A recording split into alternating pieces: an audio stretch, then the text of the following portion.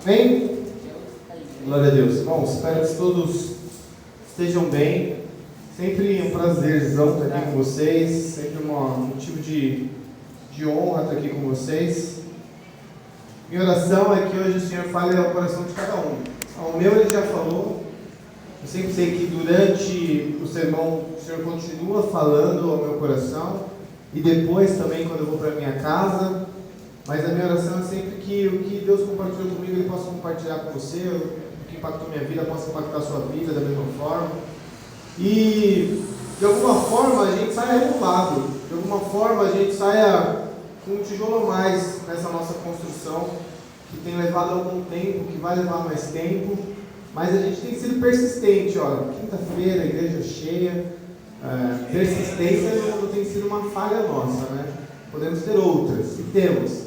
Mas persistência não é uma falha nossa. Mas amém, gostaria de orar com vocês antes da gente começar a leitura da palavra. Pai, entrega a Ti as nossas vidas, Senhor, entrega a Ti o nosso entendimento, o nosso coração. Minha oração é sempre que o Senhor encontre terra boa. Nós sabemos que a Sua palavra, que a Sua semente vai ser plantada. Eu oro para que o Senhor possa encontrar um coração disposto a Te ouvir. Eu oro para que o Senhor possa encontrar mãos que querem trabalhar, mãos que querem Te tocar. Eu oro para que o Senhor possa encontrar olhos que possam Te contemplar e contemplar a Tua beleza. Essa é a minha oração. Fala conosco, Senhor, através da Tua fidelidade que tem perdurado entre os séculos dos séculos. Essa é a minha oração. Eu Te louvo e Te amo. Em nome de Jesus, amém. Amém. Glória a Deus. Hoje é o último dia que eu venho falar sobre fidelidade esse mês. Ainda temos o ano todo para a gente poder falar sobre outras coisas. Já tem tema para o mês que vem, que é o tema sobre dedicação à fé. E a fé está super ligada com fidelidade, né? Inclusive, nós falamos que nós somos fiéis, né? Um ajuntamento de crentes fala, ali existem alguns fiéis. E não por conta da nossa fidelidade, porque nós professamos uma fé. Então falamos, porque às vezes dentro de nós existem fiéis, mas a gente fala que somos fiéis. Quando eu falo que existem fiéis, eu sou o primeiro. Mas a gente fala que existe fiéis porque creem, não relacionado à fidelidade. Então no mês que vem a gente vai começar a abordar um pouco mais sobre a fé, sobre o crer. Então estamos finalizando o nosso mês sobre fidelidade. E eu peço para o Alex compartilhar nosso material que vai nos apoiar nessa noite. E para finalizar as nossas quinta-feiras não, porque ainda tem mais uma quinta mês, né? Tem dia 30, que é feriado, inclusive. Vai ter culto? Vai mudar, esperto aí no grupo da igreja. Mas o meu sermão, minha pregação, essa quinta é a última. Os irmãos às vezes agradecem. Mas gostaria de falar sobre infidelidade. Fidelidade vai ser o tema, vai ser a palavra que vai nos guiar nessa noite. Espero que o Senhor fale ao seu coração e fale ao meu também mais uma vez. Pode passar o... Engraçado que eu estava super receoso sobre falar, eu sempre fico muito receoso, sou muito temeroso na hora de falar aqui, de falar com vocês, de trazer alguma palavra da parte de Deus. Ainda mais quando são processos que talvez eu não tenha vivido, ou que eu já vivi, mas eu experimentei de uma forma plena, de uma forma boa. Então eu fico sempre receoso, muito temeroso de falar abobrinha. E eu acho que todos nós devemos ter esse temor, não só para subir aqui, mas para falar com o irmão. Nós representamos alguém muito importante e a gente tem que ter isso em mente. Nós falamos a respeito de Deus. Nós temos e cumprimos a fidelidade, a grande comissão, foi a primeira quinta-feira que eu trouxe. Então nós temos uma grande responsabilidade. Quem nos comissionou, quem nos deu essa missão é alguém muito importante. Alguém que ressuscitou, alguém que tem todo o poder, alguém que é Deus e tem cuidado das nossas vidas. Então essa missão é muito importante. E antes de vir para cá, eu fui só procurar um negócio ali no meu carro. Na hora que eu destravei o carro, ele liga um jato que parece que, eu não sei, eu só estou destravando ele, mas ele liga um farol para chegar na China. E tinha um rapaz sentado na frente do carro. Agora. Aí eu olhei assim, eu falei, tudo bem? Desculpa aí. Aí, não, tudo bem, estou ouvindo os louvores ali, sempre paro aqui para ouvir os louvores da igreja. Aí, pô, a fidelidade é a grande comissão, né? Aquela oportunidade. Aí se dá um passinho assim. Aí eu fui falar com um rapaz, ele disse que alguma coisa me atrasei. Chegou, ele tá na porta, todo chamando, me atrasei. Estava ali e falou, pô, era da igreja, mas eu fui infiel, eu traí minha esposa e, pô, estraguei tudo, nunca mais consegui voltar. Eu falei, sim, era isso que eu queria falar, então. Convidei ele para entrar, ele não quis, mas pelo menos continuou no meu coração que o Senhor queria falar sobre isso. Mas, apesar de não parecer, e apesar do teor dos meus sermões e pregações ser sempre dessa forma que vocês já conhecem, é uma palavra de esperança. A primeira pergunta que eu gostaria de fazer para a igreja, eu gostaria que você respondesse no seu coração. Eu tenho algumas respostas para essa que eu busquei em pesquisa, inclusive eu estava lendo um artigo da USP falando sobre isso, muito ruim o artigo. Você fala, pô, uma universidade tão boa, né, referência na América Latina, um artigo horroroso. Mas o artigo tentava responder por que nós traímos. E eu faço essa pergunta para vocês, por que nós traímos? E você pode pensar de uma forma matrimonial, com seu cônjuge, você pode pensar com seu namorado, com seus pais, com sua mãe, por que nós nos traímos? E essa pergunta, ela, de alguma forma, ela pode ser respondida, e a gente tem que, como se fosse não um ensaio filosófico, mas um ensaio de pensar, de olhar no espelho e falar, por que nós traímos? Estamos falando, é o mês da fidelidade, estamos falando da fidelidade, como nosso Deus é fiel. A máxima que eu trouxe no meu último sermão a máxima era essa, o slide era esse, Deus é fiel. Deus é fiel, não há dúvida. Essa é a nossa máxima, Deus é fiel. E Ele inclusive não nega a si mesmo, porque quando nós somos infiéis, Ele permanece fiel, porque Ele não pode negar a si mesmo, é o que está escrito lá em 2 Timóteo. Deus é fiel. E nós somos cópias de Jesus, nós nos esforçamos para ser cópia de Jesus, para alcançar a estatura desse varão que é perfeito, mas essa pergunta, ela nos tange sempre, inclusive quando nós entramos em relacionamento, quando nos casamos, por que nós traímos? E a gente pode dar várias respostas, somos homens maus, somos mulheres más, nós caímos lá no Éden, e desde então o nosso coração, ele é inclinado a fazer coisas que são ruins. E se eu perguntar para vocês nos relacionamentos, quem já namorou, quem já casou, ou quem trabalha, e a gente esse assunto sempre vem à tona no ambiente de trabalho, que fulano traiu, inclusive, um dos lugares onde as pessoas mais traem é no ambiente de trabalho, por incrível que pareça. Por incrível que pareça não, é meio óbvio, né? As pessoas passam tanto tempo lá, né? Pessoas que acham que podem esconder as coisas, elas traem muito no ambiente de trabalho. Acho que na pesquisa que estava no artigo, 60% das traições que existem, elas se dão em ambiente corporativo, ambiente de trabalho. É a mulher que fica com o rapaz, e essa emancipação da mulher também, né, ajudou bastante, porque a mulher sai de casa, ela vai para o ambiente de trabalho, então o homem traia muito mais que a mulher. Atualmente deve estar pareado isso daí, porque a mulher se emancipou, e ela faz esse movimento de sair de casa e ir para o trabalho, e no trabalho, aparentemente, é um momento muito propício para a lascívia, para traições, né? Eu já falei algumas vezes aqui que eu trabalhei num lugar, eu detestava esse lugar, onde traição era quase um carimbo, assim, era quase um careta, era engraçado, existiam assim, ambientes de traição muito grandes, ainda mais entre os executivos da empresa. E as respostas que vocês podem dar para essa ação, é uma ação, né, a traição, seja ela externa ou interna, a resposta que vocês podem dar não vão ser tão dispersas. Se a gente colocar em um gráfico de dispersão, esses que aparecem no jornal às vezes, não vai ser uma dispersão muito grande. Normalmente as pessoas vão dar as mesmas respostas. Se eu fizer uma pesquisa com vocês aqui e perguntar por que as pessoas traem, vocês vão dizer coisas parecidas, provavelmente. De 10 pessoas que eu pegar aqui, pelo menos 6, 7, 8 vão falar coisas parecidas, né? Eu inclusive mencionei algumas, pode passar o slide. Isso daqui estava entre os 3 que mais aparecia na pesquisa que foi feita com esse artigo. É um artigo gringo, mas estava sendo reutilizado pela Universidade de São Paulo. Ele fala que um dos motivos da traição que as pessoas davam, eu não estou fazendo juízo de valores, se esse motivo é real ou não, ou se é só a cachorrada das pessoas traírem ou não estou fazendo isso.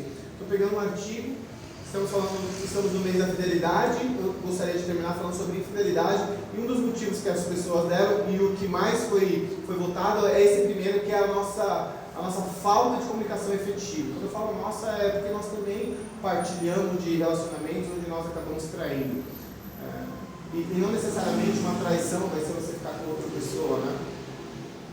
O que é muito mais dolorido, mas falta de comunicação efetiva é um dos motivos que as pessoas dão para trair, né? Pô, tinha uma comunicação no nosso relacionamento, a gente não sabia muito o que nós queríamos, que uma das partes queria uma coisa, a outra parte queria outra coisa, por fim aconteceu a traição. Então esse é um dos motivos que as pessoas dão.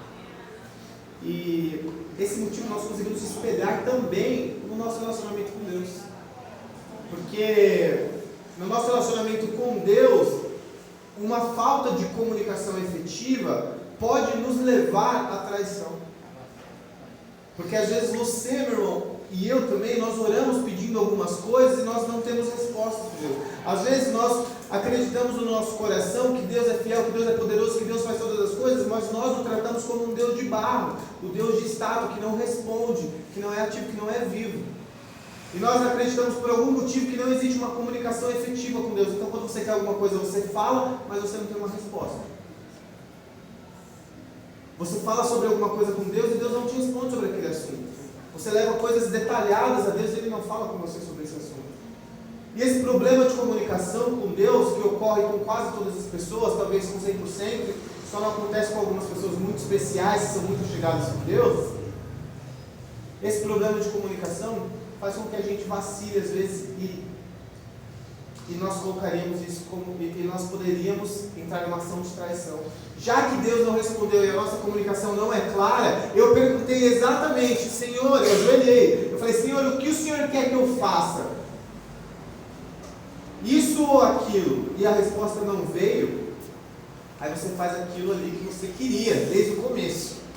Desde o começo eu já queria. Você, por bondade, levou a Deus em oração, mas como Deus não respondeu, você foi lá e fez o que você queria.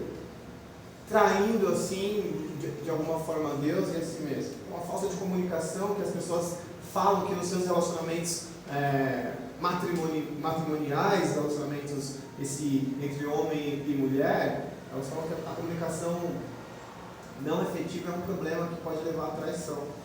E quando nós espelhamos isso para o nosso relacionamento de Deus, de fato, uma comunicação não efetiva pode gerar infidelidade no nosso coração. Porque nós queremos uma coisa e às vezes Deus quer outra, mas Ele não fala conosco. Então nós fazemos o que nós queríamos. Às vezes a Deus pode até responder, mas como eu não estou claro do que Ele está falando, a comunicação não foi tão efetiva como eu imaginei, eu vou partir para a infidelidade. Então esse talvez seja um dos motivos porque somos infiéis. O segundo motivo dado da traição, e eu pensei até que inclusive que esse seria o primeiro, né, que ele está acoplado em dois, que é a insatisfação emocional ou sexual. E esse normalmente é o que é abordado nas novelas, nos filmes, né? Eu tenho uma insatisfação emocional com o meu parceiro, ou uma insatisfação sexual, isso me leva à traição, já que eu não consigo me satisfazer emocionalmente ou sexualmente com o meu parceiro, sendo eu homem ou mulher, eu vou me satisfazer em outro. E quando a gente vai olhar para os relacionamentos, inclusive para aqueles que são perto de nós conseguimos enxergar que talvez esse seja um dos grandes problemas, das pessoas não encontrarem satisfação no seu parceiro. Pode até ser que a comunicação não efetiva tenha culminado nessa insatisfação emocional ou sexual, e isso gerou infidelidade no coração, a pessoa foi lá e traiu a outra pessoa. Novamente, não estou fazendo um juízo de valores aqui, não estou apontando o dedo para ninguém, obviamente, estou falando sobre seres humanos, sobre pessoas. E nesse movimento de não nos satisfazermos no nosso parceiro ou nas pessoas, nós também espelhamos isso em Deus, quando nós não conseguimos encontrar satisfação plena em Jesus. Quando nós não encontramos satisfação plena em Jesus, o nosso coração tende à infidelidade. Os homens conseguem, os homens solteiros conseguem enxergar isso, não precisa ser casado. Se ser solteiro você consegue enxergar. Quando um homem, às vezes solteiro, ele tem problema em se satisfazer em Jesus, na plena revelação de quem Deus é, e nós devemos procurar somente essa satisfação, e essa satisfação nos guiará para todas as coisas, mas o homem que não procura a satisfação plena em Jesus é o homem que estará tentado à pornografia, por exemplo. Como ele não encontra plena satisfação em Jesus, ele precisa encontrar plena satisfação em outra coisa. E às vezes ele vai tender para um desejo sexual. Assim como o Agostinho falava que tinha um problema. Ele estava procurando a plena satisfação em Jesus porque ele era tentado em muitas áreas. E às vezes uma mulher que não é plenamente satisfeita emocionalmente em Jesus, ela vai procurar ser plenamente satisfeita, plenamente entre aspas, obviamente, plenamente satisfeita em outros relacionamentos. Então às vezes não falo uma mulher, mas pode ser um homem, obviamente, eu sou um exemplo, que vai se relacionar com várias pessoas. É uma pessoa que às vezes ela não vai conseguir ficar sozinha. Ela não consegue ficar sozinha. Ela está sempre depressiva. É aquele status que você vai ver que a pessoa está sempre dando uma indireta para alguém, sempre falando de alguém, ou sempre falando que está sozinha, que ela precisa de alguém, ou que as pessoas não dão valor. Ela não encontra satisfação no Cristo que foi revelado. Ela não enxergou ainda a beleza de quem Deus é. Então, procurando satisfazer-se em outras coisas, ela vai tentar procurar uma satisfação emocional em mulheres ou em homens, em parceiros, né? Ou amizades, por exemplo. Essa pessoa ainda não encontrou a satisfação que existe em Jesus, ela não encontrou. Então as pessoas precisam satisfazer o emocional dela. Impulsividade é algo que todo ser humano tem. A gente nunca esquece que praticamente somos animais, né? Quando falamos sobre emoções, né? Sobre raiva, por exemplo, sobre sexualidade. Os seres humanos são impossíveis e uma das respostas para a traição, para a infidelidade, nesse estudo foi conjugal, mas a gente está só refletindo para outros aspectos da nossa vida, inclusive da vida cristã, a impulsividade. Aquele momento de ira, que você traiu a confiança do seu irmão, você estava tão nervoso que você precisou se vingar, você precisou ser infiel. Foi num ato impulsivo que você precisou gritar e xingar a pessoa. Foi num ato impulsivo que você precisou inventar uma mentira para difamar alguém. E a impulsividade, ela nos leva a um coração que é infiel. E dado essa introdução que foi gigantesca, eu gostaria de ler uma parábola com vocês, que está lá em Mateus 25. É uma parábola, inclusive, que a gente abordou não faz tanto tempo, porque como nós temos feito séries, né, aqui nas quintas-feiras, a gente fez uma série sobre parábolas, vocês lembram? Lembram, né? Brincadeira, claro que vocês lembram.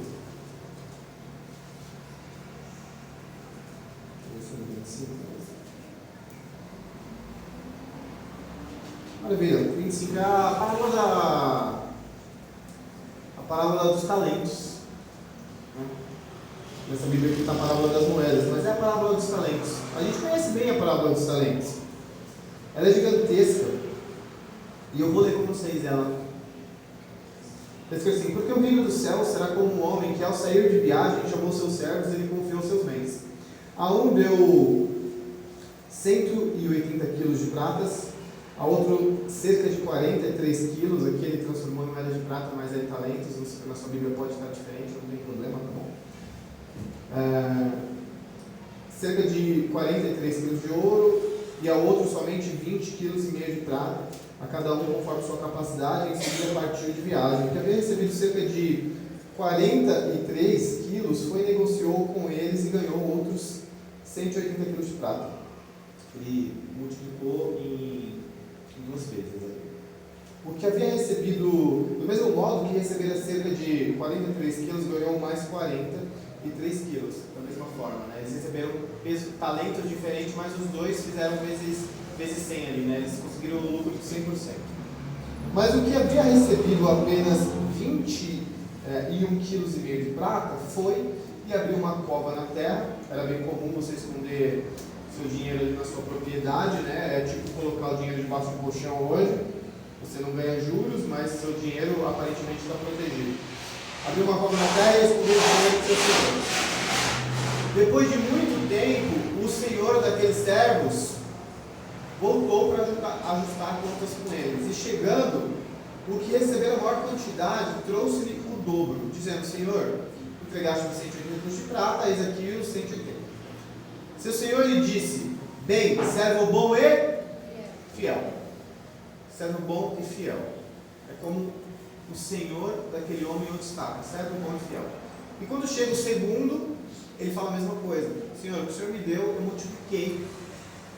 E o Senhor dessa palavra fala a mesma coisa: servo bom e fiel. Todavia, nós vamos encontrar diferente aqui o terceiro. Mas chegando também o que havia recebido pouco, mais de 21 quilos de prata, disse ao seu senhor: Senhor, é o homem que recebeu menos, que enterrou os talentos, falando: Senhor, sabendo que és um homem duro, que ceifas onde não semeaste, e que ajuntas onde não espalhaste, pelo qual tive medo, fui e escondi tua riqueza na terra, aqui tens o que é teu.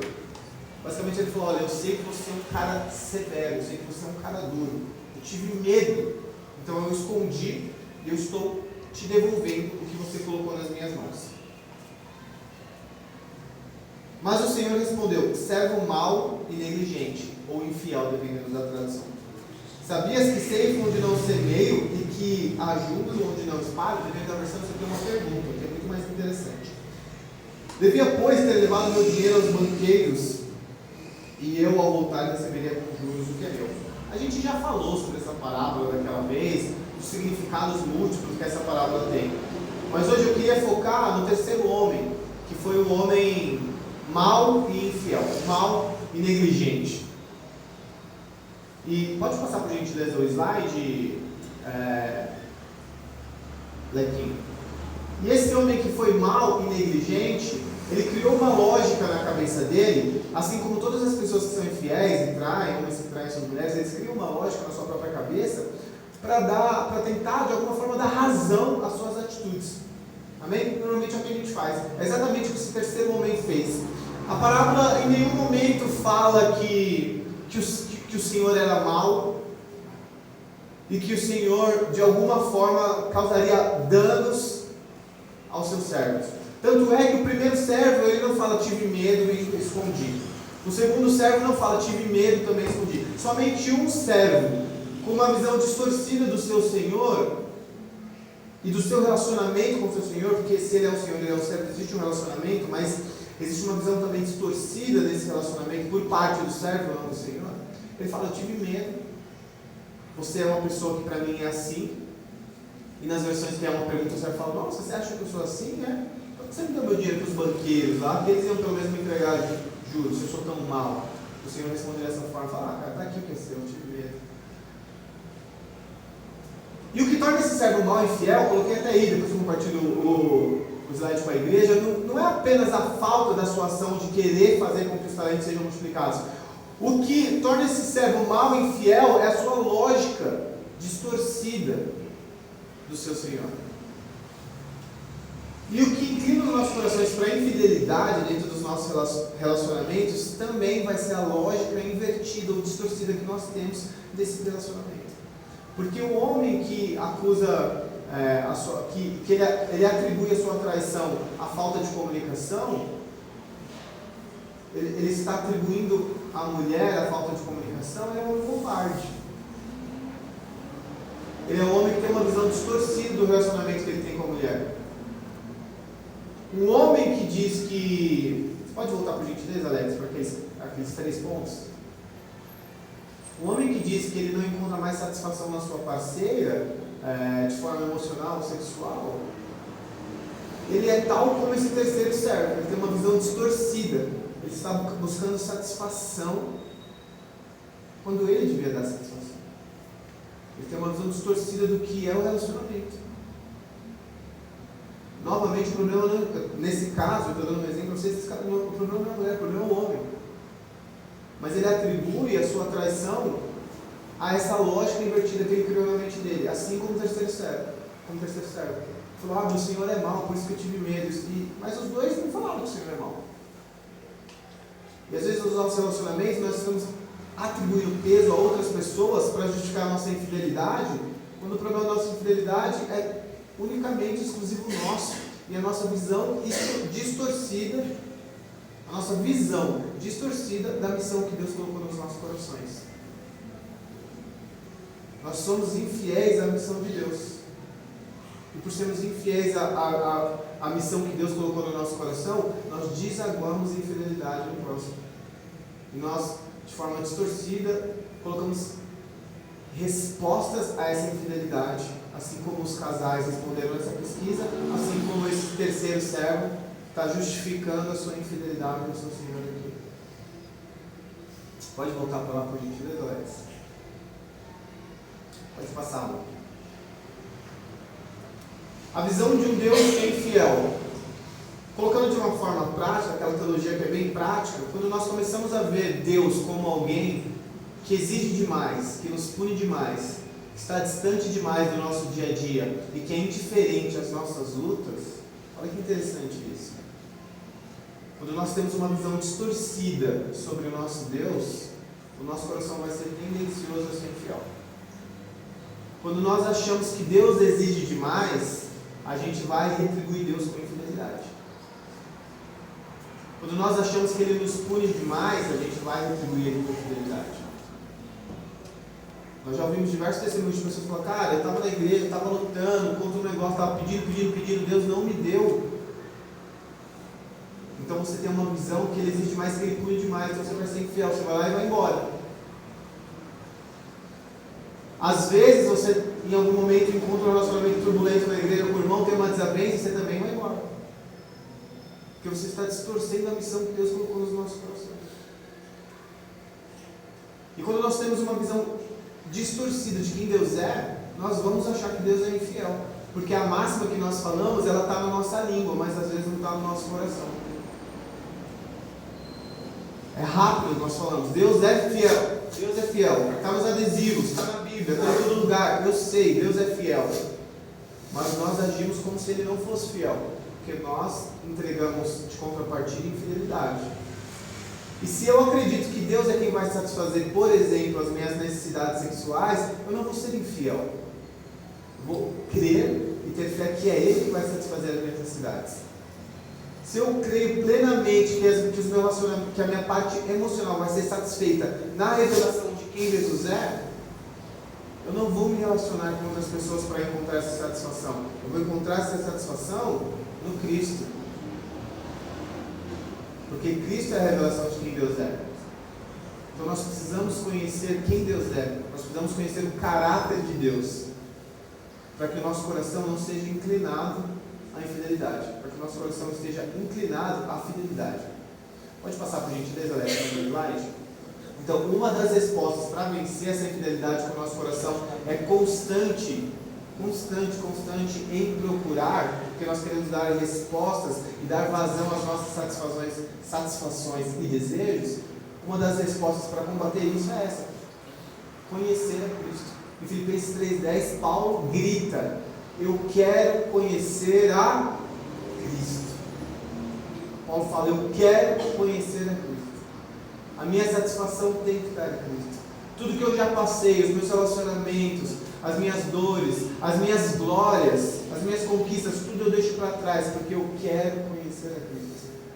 E conhecendo quem Cristo é, conhecendo a beleza de quem Cristo é, a revelação de quem Cristo é, conhecendo a fidelidade de Deus e provando a fidelidade, esse é o último ponto para a gente terminar, provando essa fidelidade, eu retribuirei Deus com fidelidade, e não mais com infidelidade. Porque enquanto a minha visão sobre Deus for distorcida, enquanto vocês e eu também estivermos criando o nosso próprio Deus, a nossa resposta ao Deus que é verdadeiro vai ser infiel. Todavia, se nós procurarmos conhecer o nosso Deus, se nós procurarmos conhecer quem Jesus é, o seu caráter, a sua mão, provar a sua fidelidade, nós vamos responder com as nossas vidas em fidelidade. Amém? Para a gente terminar, nós precisamos conhecer a Cristo, nós precisamos provar da fidelidade de Deus. Porque às vezes nós somos infiéis porque ainda não provamos a fidelidade de Deus. Mas provar a fidelidade de Deus depende de nós. Não depende de Deus, porque Deus gratuitamente já é fiel. Ele não nega a si mesmo. É o que está escrito em 2 Timóteo. Mesmo nós sermos infiéis, Ele permanece fiel. Ele é fiel e isso não vai mudar. Nós somos infiéis, mas isso pode mudar. Conhecendo a revelação de quem Cristo é, se aprofundando nas profundezas, como Paulo mesmo fala, de quem Deus é, nós vamos conseguir responder com fidelidade nas nossas vidas. E para terminar, um exemplo que eu gosto muito, sempre mexe comigo no meu coração, porque eu nunca entendo o que aconteceu ali. Eu gostaria de citar para vocês o profeta Oséias, no capítulo 3. O primeiro versículo do capítulo 3, eu até destaquei ali para vocês. A história de Oséias, vocês já conhecem. Oséias é aquele rapaz, aquele profeta menor, que foi convidado a se casar com uma... Ele foi convidado, Deus disse, vai em casa com uma prostituta. Você terá filhos com essa prostituta, essa mulher adulta. Deus pediu isso para ele. Depois essa mulher vai embora e ela trai ele, no segundo capítulo do livro de Oséias, no terceiro capítulo de Oséias. No comecinho, o Senhor Deus falou de novo comigo, Oséias escrevendo, e disse, vá e ame uma adúltera. Uma mulher que tem um amante, ame-a assim como eu amo o povo de Israel, embora eles adorem outros deuses e lhe ofereçam bolos de passa. Essa parte do bolo de passa é engraçada, porque é como se Deus estivesse falando, eles me trocam por qualquer coisa. O bolo de passa era sabe a festa de Cosme e Damião, que tem bala? Assim, a coisa mais fútil do mundo, que a criança fica doida. Quer alegrar uma criança? Dá uma balinha, só, pô, mas isso é tão bobo, só a criança cai nisso. Não, a gente cai nisso direto também, com outras futilidades. Mas Deus está falando assim para Oséias, vai em casa com essa mulher, que é adúltera mesmo.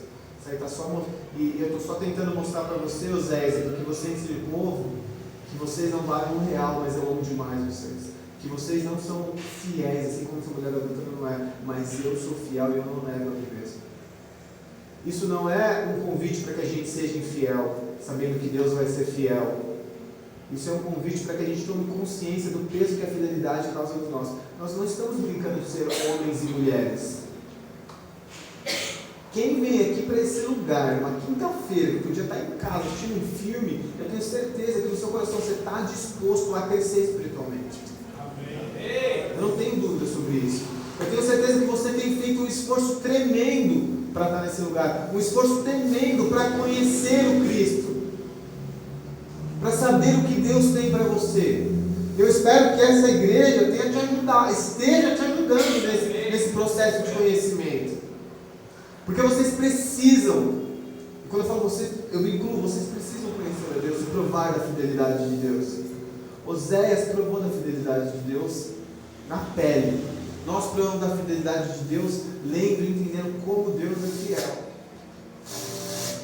Da mesma forma, nós, na nossa vida cotidiana, e nós precisamos prestar atenção nisso, nós precisamos notar como Deus é fiel.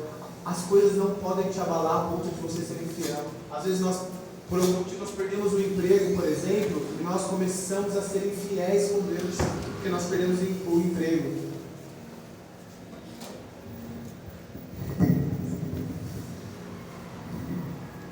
Às vezes nós saímos de um relacionamento e começamos a ser infiéis com Deus porque saímos de um relacionamento.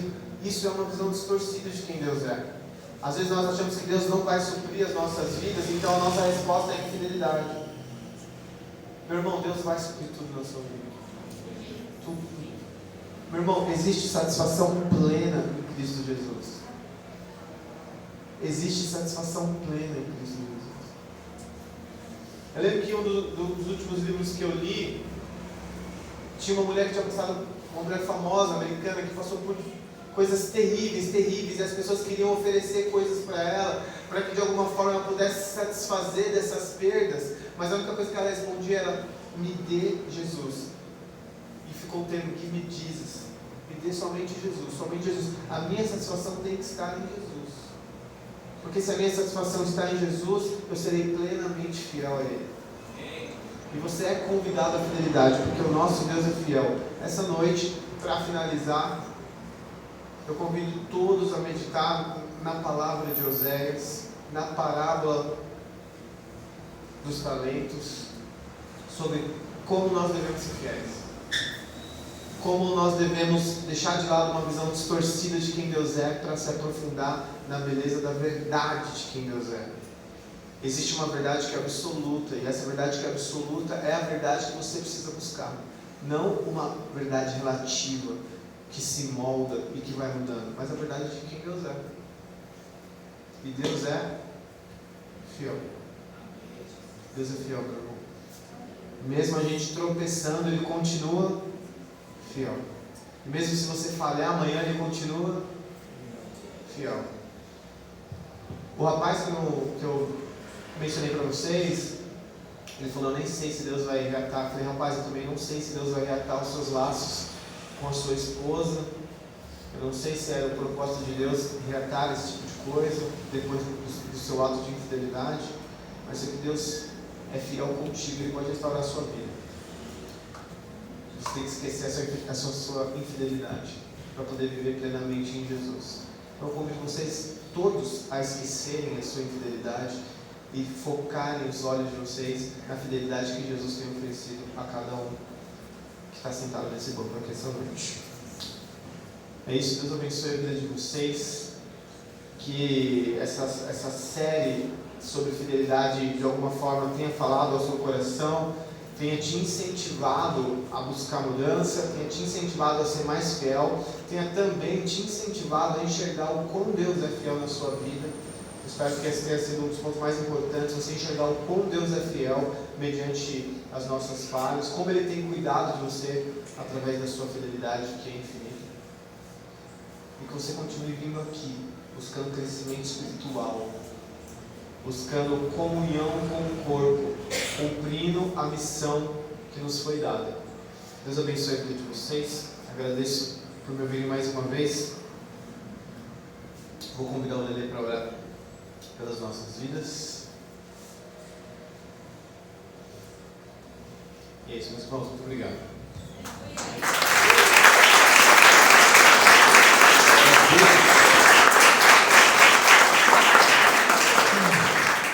Feche os olhos por um instante. Vamos orar, vamos agradecer ao Senhor por esta palavra, uma chamada para a gente sair da infidelidade.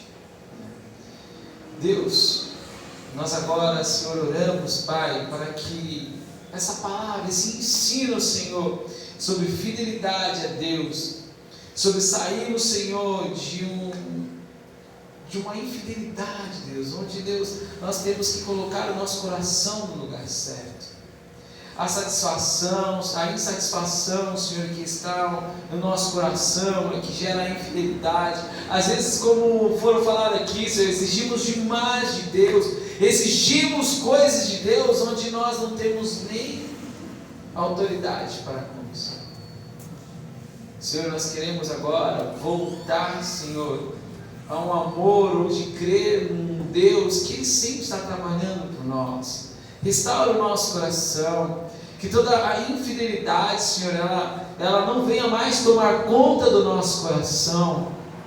Senhor, esta aqui agora é a nossa oração, que a infidelidade, Senhor, de nossas ações para contigo, Senhor, ela venha trazer uma mudança nesse momento agora, sendo cheios pelo Espírito Santo, buscando Cristo, conhecendo a Cristo, conhecendo a Deus, o autor da nossa fé. Que nós possamos, Senhor, nesta noite, sair daqui desta forma, compreendemos que temos um Deus que é fiel e sempre será fiel. Ele é um Deus imutável, não muda. E obrigado, Deus, que a tua fidelidade nos constrange nesta noite, para que nós possamos ser imitadores de Cristo, como foi dito, sendo fiéis a Ti, em nome de Jesus.